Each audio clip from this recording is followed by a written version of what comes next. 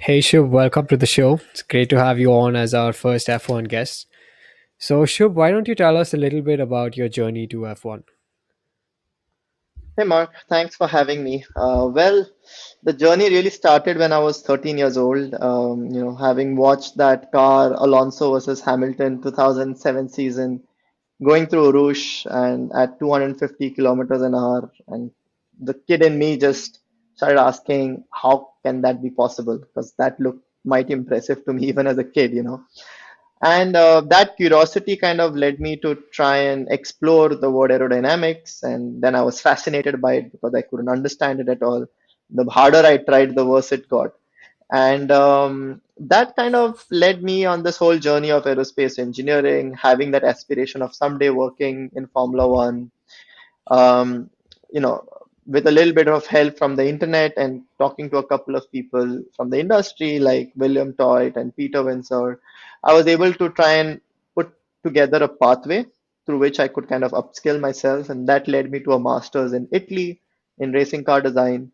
And my experience there really helped me, especially with my time at Dallara for 6 months, where we learned at Dallara Academy laid down a very fundamental foundation, which I think helped me to, basically get into the top two companies, Red Bull Racing and Mercedes back then, which offered visas. And then eventually I chose Red Bull Racing because it offered an aerodynamicist role. So that was kind of my short summary to my entire journey into Formula One. And yeah, it was thoroughly satisfying because happened to be at the right moment, at the right time, in a way, right place at the right time. 2021, 2022, massive fight for championship 2021 especially. And I was involved a lot So, in you race had the operations back choice, then from the factory. Yeah. you had the choice of being on either Actually, there's a side funny of clip history. in the yeah, exactly, on either side of hindsight of history, and I'm happy I chose Red Bull. I mean, obviously, I did not know that it would be the season would turn out that way because the decision was made even 1 year before that championship started. But yeah, it's been a very crazy journey. But what I'm most grateful for, I think, not many of us in our lives get to realize that childhood dream of ours.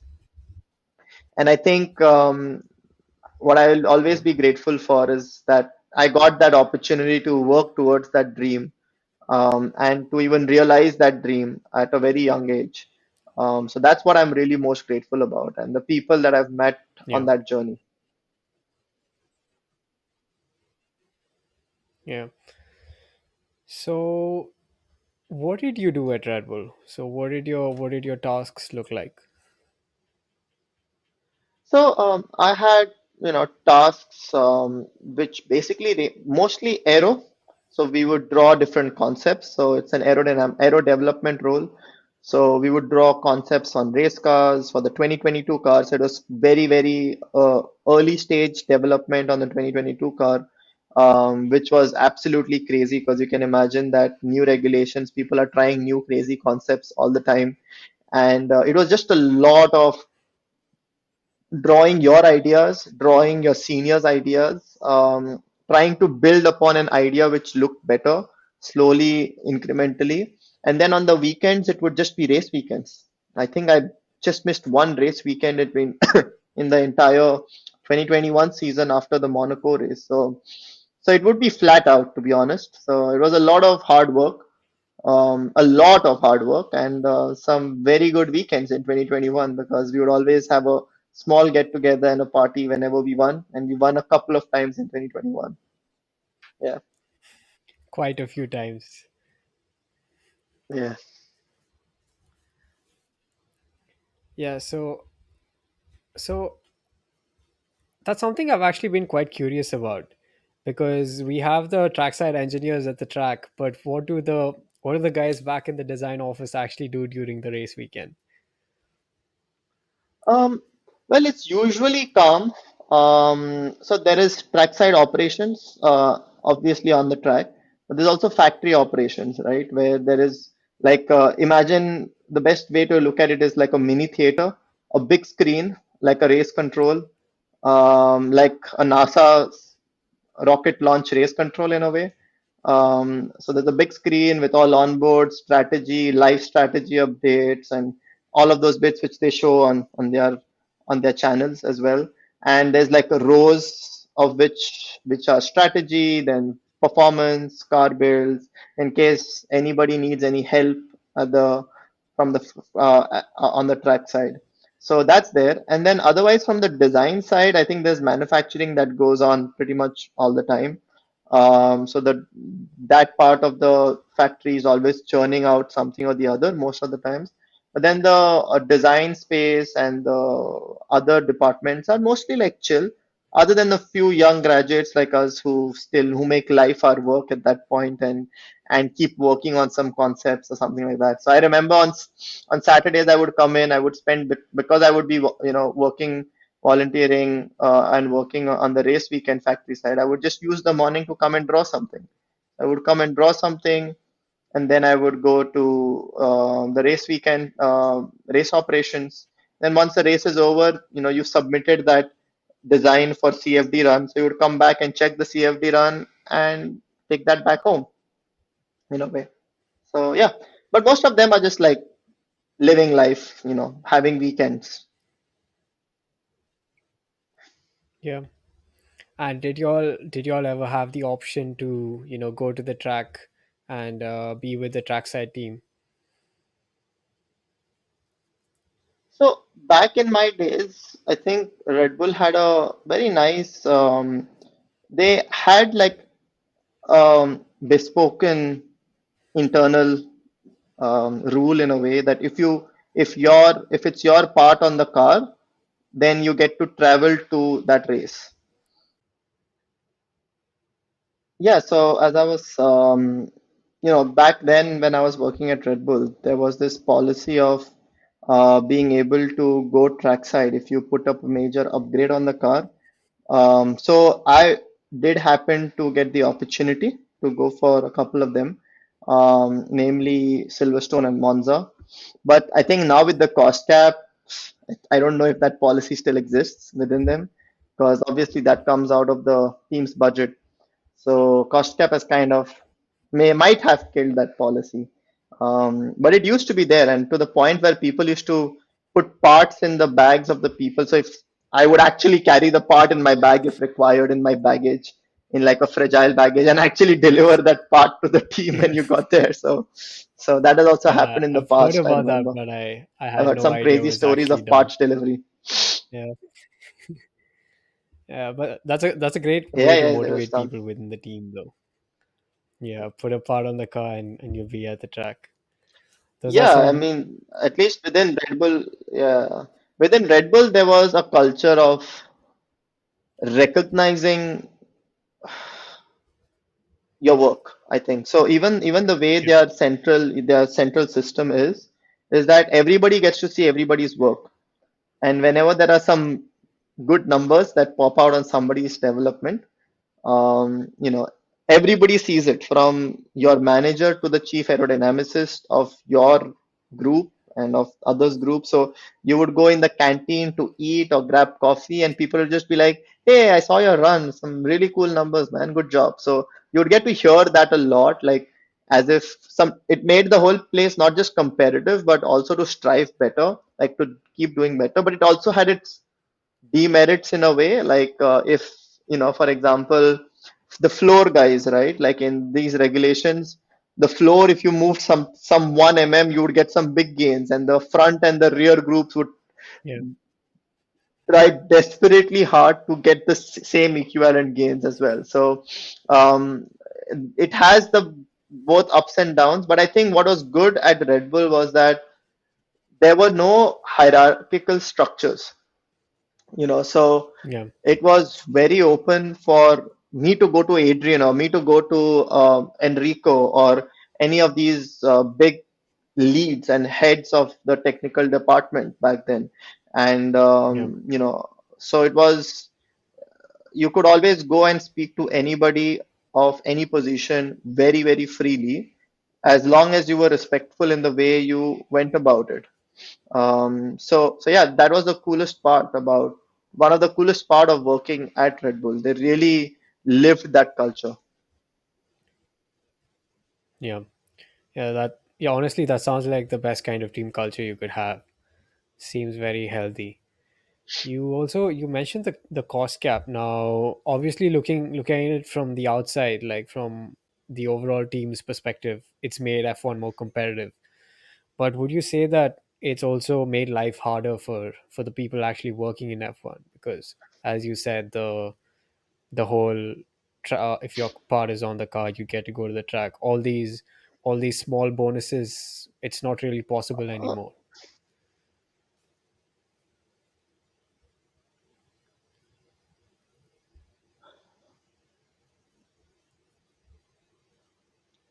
Yeah, I think from a sport perspective, it's done what it was intended to do. And I think it is, everything has a flip side to it, to be very honest. And I think from a sport perspective, it was necessary that you somehow be able to provide an equal ground. Like for example, Williams is doing great right now, say for example, right?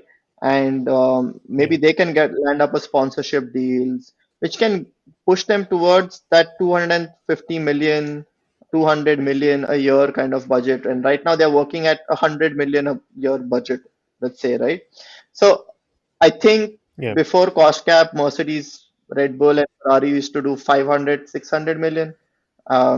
They have yeah, had to optimize their structures. Because of that, they had such a big advantage that they could lure anybody and everybody they wanted. So it's made things more competitive. It's made things more sane, but it has definitely been a big hit to the salaries of people that work in F1. So what it has done to F1 is that for the amount of F1 has now become a place that if you are not committed or if you are not excited by the thrill of working and winning, then it's no longer a place to be, because you will work much more many hours than are even prescribed by the British law, under which you can to how much you get paid.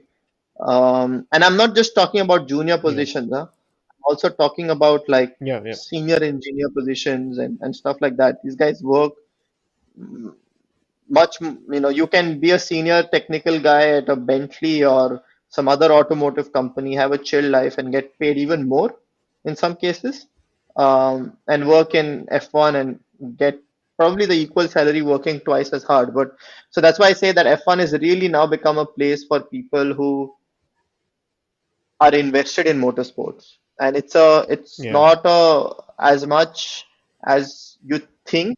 It's actually quite crazy how people who are in slightly senior positions manage their lives. Like when I say, I mean to say their overall life around that sport. So it's you have to be very good at time management if you want to survive in Formula One. And it's yeah, definitely like money is not the attractive thing anymore in it. But there are people who found ways around it or other ways to give bonuses and stuff like that. So, which is nice. Like, I don't know how teams work, but there were people already found ways to kind of give a little bit of extra compensation from or bonuses in yeah, some way or the other to try and attract talent. But I can tell you that, for example, if the salary in 2018, 2017, 2019 was X, that salary in the UK is still X or maybe even lower than X, around okay, that number itself. And you can imagine the yeah, yeah, last 4 or 5 years, the inflation in the UK has just gone bonkers, right? yeah, Um, so that is a critical piece of insights that you're signing up for. But it is yeah, a great launchpad for people to learn, and then you can decide what to do with it. We can continue working at an F1 team. You can jump F1 teams. You can go to an automotive high performance sector. But the kind of experience you'll get at an F1 team, and it may be any. You don't have to be at a Red Bull Racing or at a Mercedes to kind of experience what, let's say, I experienced. Pretty much the same, to be honest. Um, the yeah, intensity, the quality of work. I mean, don't get me wrong. There are some really smart people, even in Williams, even in Alpha Tauri, um, uh, and you get to learn a lot. A lot. And rather being yeah, in smaller teams, you get to learn even more sometimes. Yeah, So yeah, I good stuff. guess there's a sense of increased responsibility with the smaller teams, considering there's less people. Not increased responsibility. I think you just have more opportunity of failure. Um, at Red Bull, Okay. we were a very open, very open. I would say almost too open to the point where I had access to anything and everything I wanted. Like, it was more data. It was Yeah. up to me how much I could consume. But I know like McLaren, Ferrari are very close structures from what I've heard during my time at least, Yeah. in terms of how much access you had to what things, like what you could see, what you could not see, and stuff like that. But Red Bull is just genuinely very open, and it's good because it keeps everybody. Like for example, I'll give you one example, and this is something of very interesting lesson that I learned even in the form of technical management someday if I am in those roles. So I, being pretty much in the lowest in the block in the food chain, I had access to debriefs of Max Verstappen, right? Of what would happen. So I could Okay. directly Yeah. listen to what the person at the top of the food chain is saying, which is driving our work in a Yeah. way, right? With the conversation between him and his engineer. Yeah. And that kind of really motivated everyone. Like the first thing that you're thinking if you heard the debrief on a Sunday, you're saying, "Oh, Max is complaining about the front end. What option have I kind of in my arsenal of simulations that can maybe provide more Yeah. balance? Maybe it doesn't provide load, but it changes the balance so that we are able to give them solve the issue on the car, which fundamentally makes the car faster." Right? I can give you an example. I can give you is just today, Yeah. just the Singapore Grand Prix. You see what was happening with them yesterday, and you see what setup change they made today, right? Which completely Yeah. changed the car. Now that is not a Yeah. fundamental aero upgrade. Yeah. It's a fundamental change on the setup of the car, right? Whatever they did, I want to go back and listen to what they Yeah. did. But you see, like imagine that you had an option, a front wing option that could just do that. It doesn't add load to the car, but it just makes the Yeah. drive, gives the driver the confidence to push it harder the way he wants. So that is the kind of, because of their transparent structures, they had this free flowing information where the entire team just knew what needs to be done. So I'll tell you how the information flows, right? Normal team structure, hierarchical structure. The driver has a complaint. He expresses it to an X amount of group of people, maybe the heads, the race engineer, etc., etc. That comes on to the managers, and then the managers tell it to us. That's a hierarchical way. Yeah. The other way is I am a passionate engineer. I want to make a difference. I want to know what the problem is. I get to hear the problem directly. And next morning, I am going to my manager saying, hey, you know what? Here's an interesting design, or here's an existing design that we've done that can be able to solve this problem. What do you think? Right. So it's a bottom up approach that, in a Yeah. way, um, I've had instances where Adrian Newey comes across the front car group and says, guys, do we have options for balance? You know, just like comes and walks up to the group and just starts talking about looking at some of the options, or he would look up some options and say, what do you think about these options for balance change? So this is where things become fundamentally different. And I saw everybody at Red Bull was super driven and very passionate and very connected with their work. That is a common theme with all of them. Yeah. I think that's some fantastic insight into how working at Red Bull actually is. I've never heard of this from anyone. So thank you for that insight. You mentioned interacting with Adrian. So what kind of person is Adrian in the office? Um, Obviously, I cannot describe him as a person. I can only describe him as how he is right now at his age. Um, because, but for us, Adrian Newey is a god. people who think about design and aerodynamics for all his achievements. Um, so I I'll tell you one incident which will and Yeah. I think the listeners themselves can decide what kind of a human being he is. So I had the privilege and the opportunity to work with Adrian on two projects. One was related to a front wing, and one was related to a competitor analysis project.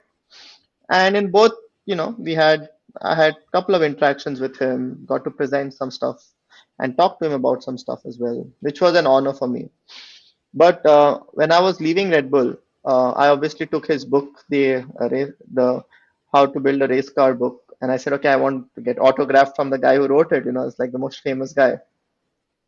And and obviously, I was convinced that he would forget about me and not know my name. So I had this introduction in my head built up just to remind him who I was and to get a book signed and come out. Job done. You get move on in life in a way.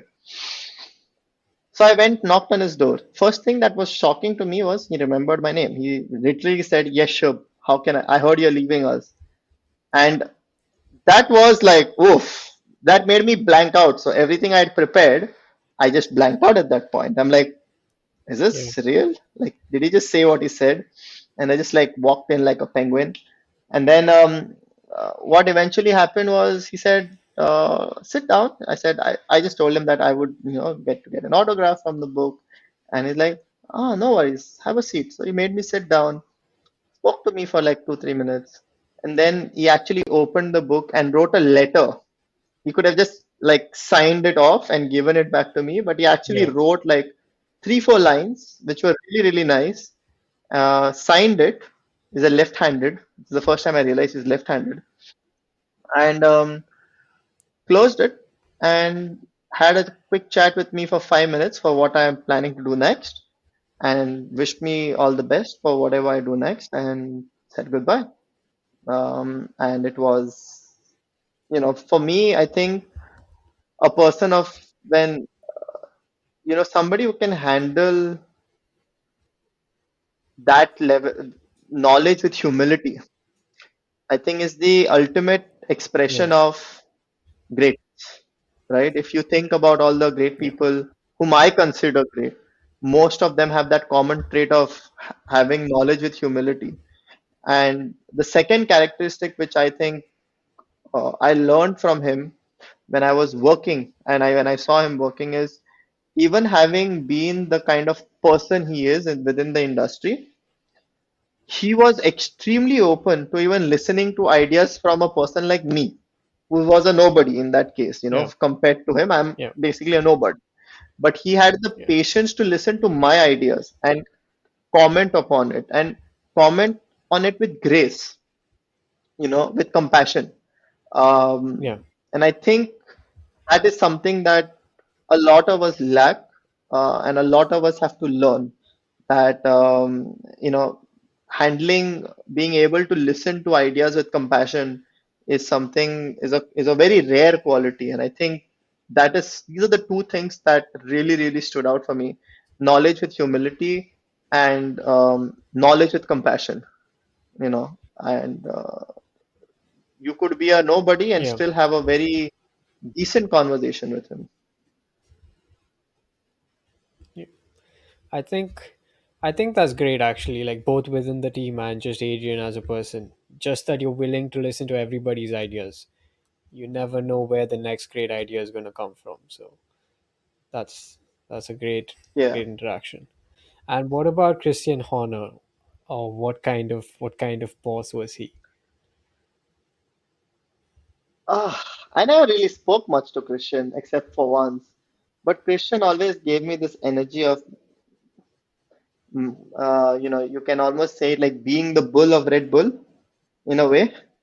Yeah. Just like this very, very aggressive energy that I wouldn't say aggressive, but this energy of, you could see him walk through the design office and he had this intensity around him. Like when I say bull, I mean like the intensity with what a bull carries. So I feel like he really embodied Yeah. Red Bull's energy as a human being. Um, but when it comes, and he's very good with media, like very good in front of media, very well trained, I think, Yeah. media trained personality. But the great part about him was, we would have a debrief after every race, especially when we won. Actually, no, we had races. We would get champagne Yeah. on the days we won on Mondays, and on the days we didn't win, we would just come for a debrief. And just the pure British honesty in which he would debrief was absolutely funny.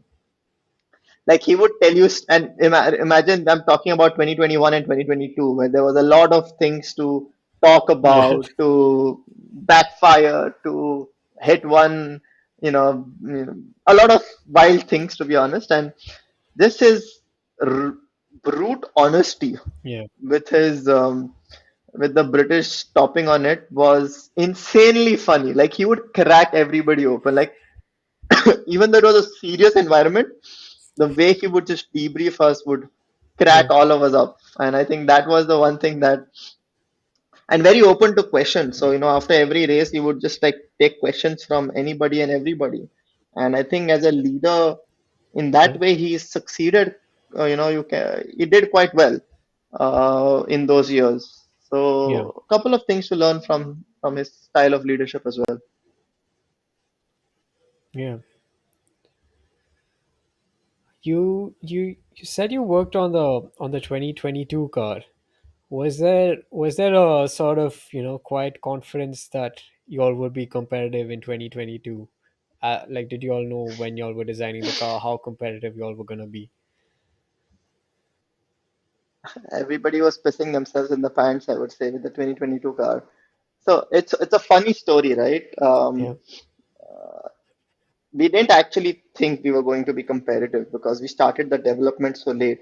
So we internally we were happy to be the fourth fastest car on the grid when we started the championship. We thought we would be the fourth fastest car with Ferrari, Mercedes, McLaren being ahead, and us being fourth because we had started so late because of the 2021 fight, right? And that also the Yeah. cost cap was already there. So we were actually comfortable with being the fourth fastest team on the grid going into the season. But what so happened is something very funny, and it's nothing related to any. The story is not related to great engineering. The story is purely coincidental Yeah. that everybody, all the top three teams, didn't get the formula right, the fundamental formula right. Like as Red Bull, what we focused on was to get a good platform on the Yeah. car, a car that works everywhere, and and something that we knew is that we had tremendous faith in our team to develop in season and to out develop other teams. That faith we had in the team. But if there's a fundamental problem in the car, then that's an issue, right? So we were focused on getting a car that Yeah. works around all ride heights, on all tracks, and has a good characteristics throughout the season. But what happened was everybody optimized their cars so much for ground effect, and turned out that that was not the right alley to take, right? Yeah. So when Okay. we went into this preseason testing, we were just like, imagine like we were behind and you have like two alleys to take, left and right. And all the top three teams have gone through the alley on the left, which is not the right alley to take, right? And we just Yeah. stood back and said, oh shit, all right, all of y'all got this wrong. We can go easily to the right. So preseason actually showed us what is the right direction to go Yeah. in, what is the wrong direction to go in. So all the other three teams had to come back and then go in the right alley, while we could just push in the right And alley from then the very beginning. And that is yeah. honestly, in my opinion, obviously And this is subject to opinion, yeah. but as per the best of my Yeah. understanding, we had a good car. We didn't know that we had not optimized it for those ride height, for that ground level and all that stuff. But we just got to Yeah. know how, when once we saw what everybody else was struggling, we knew what not to do. While others because they had spent so much time on development, they had developed everything around that, you know, around that concept. And it's Yeah. within the cost cap, it's not very easy to move your concepts around. As you can see, like Mercedes really Yeah. tried to make it work for 2 years, only to then give it Yeah. Yeah. up. Ferrari kind of navigated Yeah. it slightly early on. McLaren also navigated. They just gave up the development. So the reason they are competitive this year is because they just said goodbye to that development route and just said, okay, we're going to start this with a fresh piece of thinking.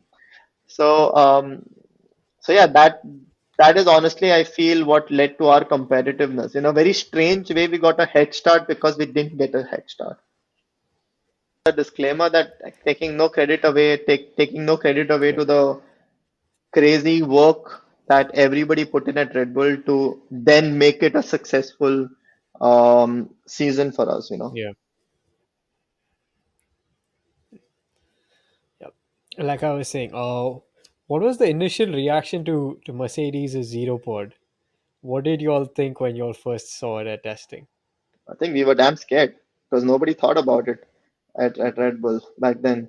So we were just like, what in the world is that? So there were a lot of concerned faces, and we still didn't believe that it wasn't working until race number one. You know, so um, Yeah. while we had quiet confidence in our concept, obviously the concept was zero pod was it had its own ideology, and you could you could make it work, but also it was hard to make it work. And I think when there was people are nervous about that because Mercedes had a quite a good history of making difficult concepts work with their talented bunch of engineers. Yeah. And thank God it didn't work for Red Bull. So otherwise it was, you know, otherwise it is something that we would have to copy and we would have to go down that route. Uh, Yeah. so yeah, that's what happens with new regulations. And I said Mercedes had so much time because they were so confident. One of the reasons Mercedes lost the 2021 championship was because they stopped developing the car, and we continued to invest in 2021. One of the biggest reasons why they lost the 2021 championship Yeah. was because they stopped developing the car because of the focus on the 2020. Because their 2020 was so good, so dominant. And if there's anything you want to learn in F1, you just have to take last year versus this year of Red Bull, a car that won all races except for Singapore. Right now, is not winning.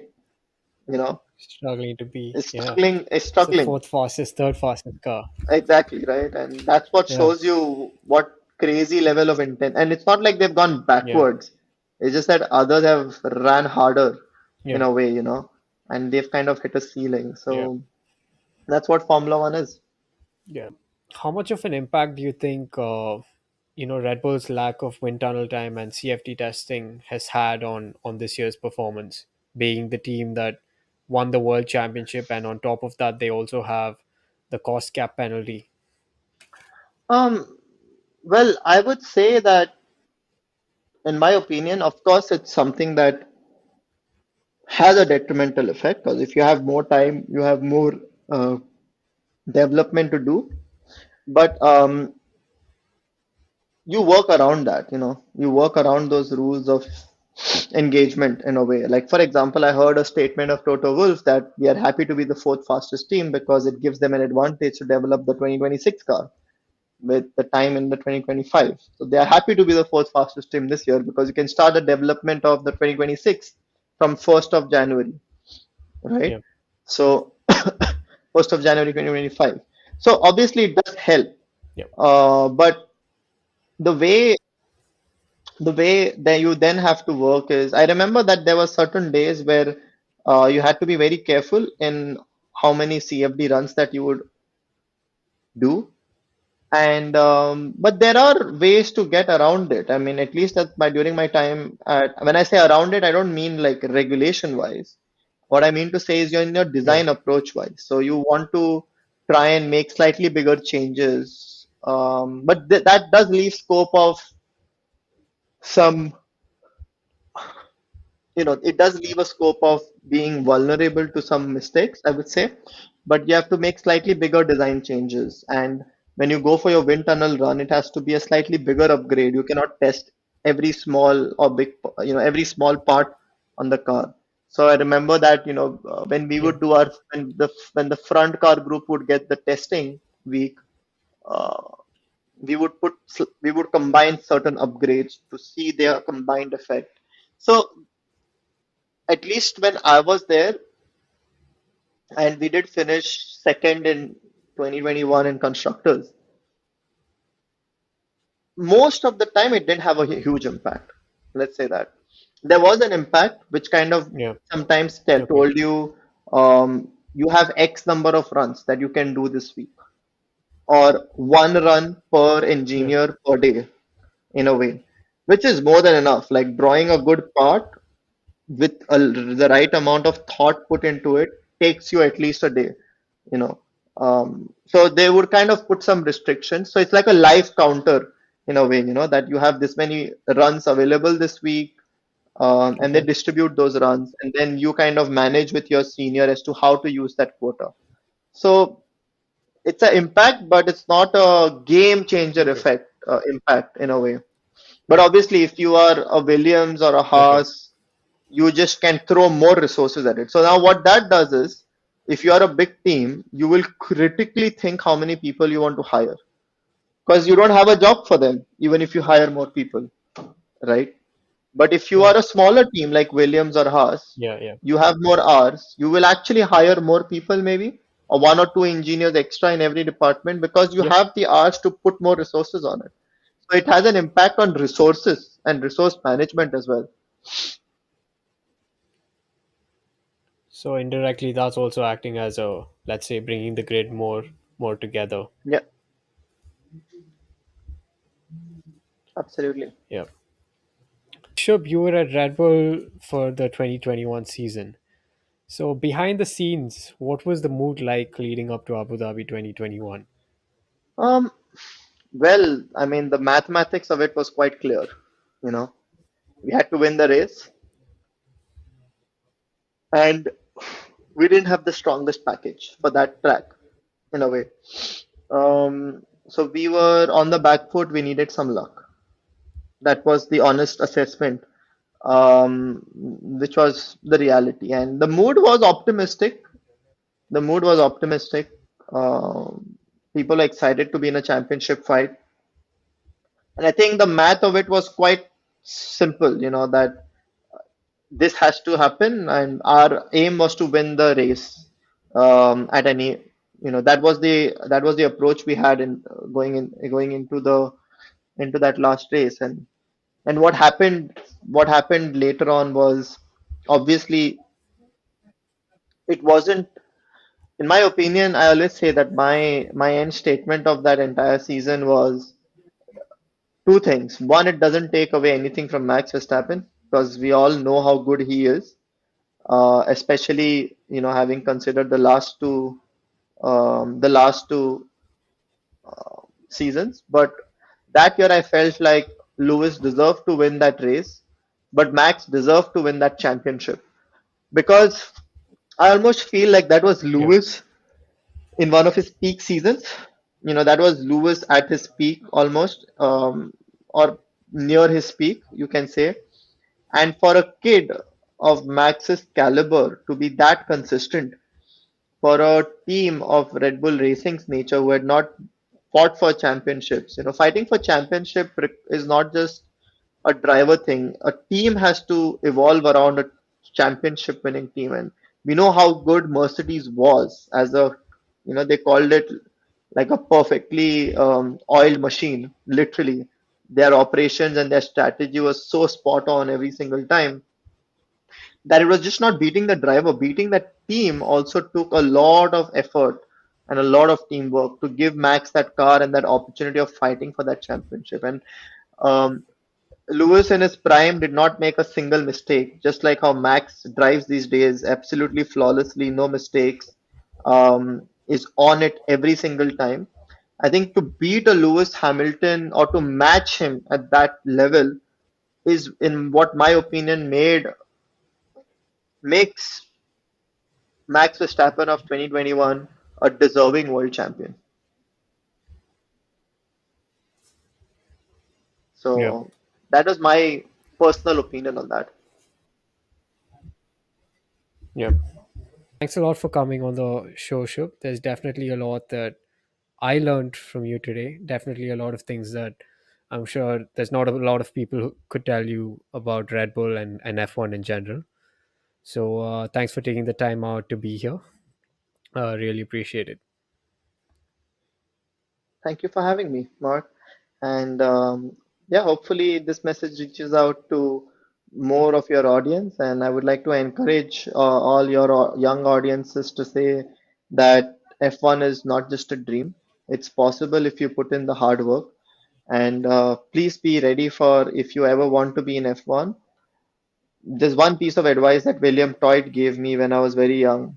He said that if you ever want to be in F1, you not only have to be the best in what you do at your university, you have to be the best in what you do around the entire world.